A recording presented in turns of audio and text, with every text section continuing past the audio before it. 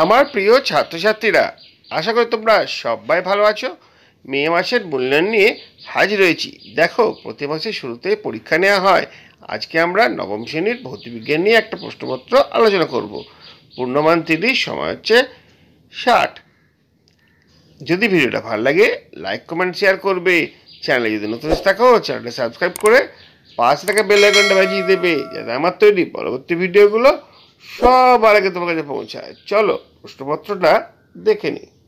দেখো, মে মাসের মূল্যায়ন 2025, শ্রেণী নবম, বিষয় ভৌতবিজ্ঞান, পূর্ণমান 30, সময় হচ্ছে 60 মিনিট।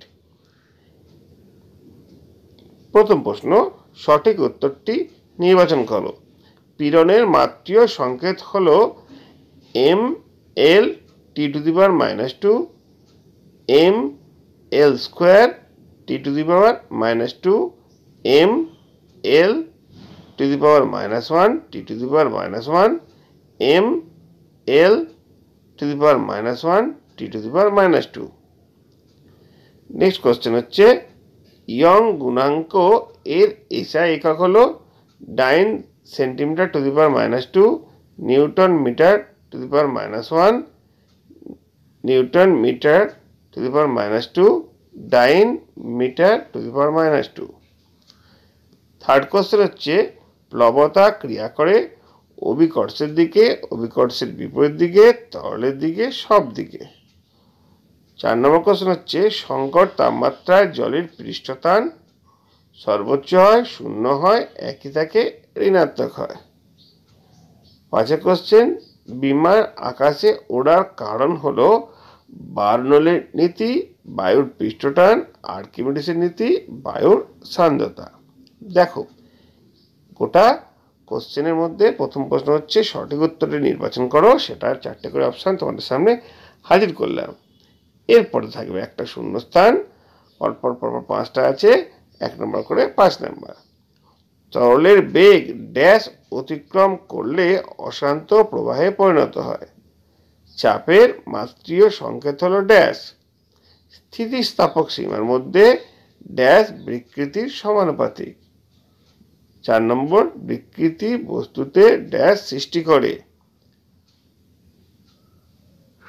পৃষ্ঠটানের এসআই একক হলো ড্যাশ। শূন্যস্থান পূরণ 5টা হয়ে গেল। এরপরে থাকছে সত্য অথবা মিথ্যা উল্লেখ করো। বিকৃতির কোনো একক নেই। কৃত্রিম উপগ্রহের অভ্যন্তরে আর্কিমিডিসের সূত্রটি প্রযোজ্য হয়। ভাসমান বস্তুর আপাত ওজন থাকে না। রাবার আর ইস্পাতের মধ্যে রাবারের ইয়ং গুণাঙ্কের মান সবচেয়ে বেশি হয়। পৃষ্ঠটান ও পৃষ্ঠশক্তি উভয় মাত্রাগত দিক থেকে এক। সত্য মিথ্যার 5টা প্রশ্ন হয়ে গেল। এরপরে থাকছে আমাদের সংক্ষিপ্ত উত্তর দাও। 5টা কোশ্চেন আছে, ছোট কোশ্চেন, 1 নম্বর করে 5 নম্বর। দেখো প্রশ্নটি কি আছে। সাম্য অবস্থায় বস্তুর ভাসনের ক্ষেত্রে একটি শর্ত লেখো। সন্ধিবেগ কাকে বলে? সাইফন ক্রিয়ার একটি শর্ত উল্লেখ করো। ধারারেখ প্রবাহ কাকে বলে? সান্দ্রবল ও ঘর্ষণ বলের মধ্যে একটি পার্থক্য লেখো। 1 নম্বর করে ছোট কোশ্চেন, 5টা 5 নম্বর হয়ে গেল। এরপরে চলে আসবো আমরা বড় কোশ্চেনের দিকে। দেখো, এখানে 5টা কোশ্চেন রয়েছে, 2 নম্বর করে মোট 10 নম্বর। প্রথম প্রশ্ন হচ্ছে, আপেক্ষিক গুরুত্ব কাকে বলে? ঘনত্ব ও আপেক্ষিক গুরুত্বের মধ্যে সম্পর্ক লেখো। 2 নম্বর প্রশ্ন হচ্ছে, পৃষ্ঠটানের উপর বিভিন্ন বিষয়ের প্রভাবগুলি লেখো। 3 নম্বর, খুবই গুরুত্বপূর্ণ প্রশ্ন, তোমরা এটা অবশ্যই অভ্যাস করবে, আর্কিমিডিসের নীতিটি লেখো। 4 নম্বর, সান্দ্রতার 2টি ব্যবহারিক উপযোগিতা লেখো। 5 কোশ্চেনটা কি আছে দেখি। 5 কোশ্চেন রয়েছে, প্রবাহীর কোনো বিন্দুতে চাপের রাশিমালা নির্ণয় করো। দেখো, এইভাবেই একটা 30 নম্বর প্রশ্নপত্র তোমাদের সামনে হাজির করলাম। শ্রেণী হচ্ছে আমাদের নবম, বিষয় হচ্ছে ভৌতবিজ্ঞান। দেখো, আজকে ভিডিওটা এখানে শেষ করছি। যদি ভালো লাগে লাইক কমেন্ট শেয়ার করবে।